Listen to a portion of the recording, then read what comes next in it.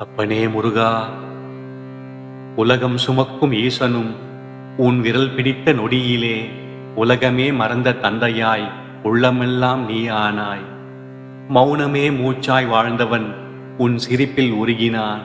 வேதம் மறந்து கண்ணே என்று விழிகளில் நீர் தேங்கினான்.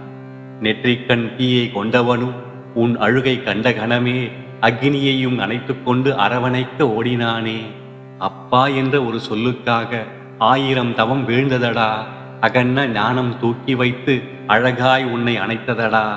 வேலேந்தா குழந்தை நீ மடியில் ஏறி உறங்கின போது மூவுலகம் ஆண்டவனுக்கு மூச்சே நின்றதடா. தாலாட்டில் தூங்க வைத்தான், தூங்காமலே காத்திருந்தான். உன் மூச்சின் ஒலி கேட்கவே உயிரையே நிறுத்தினான்.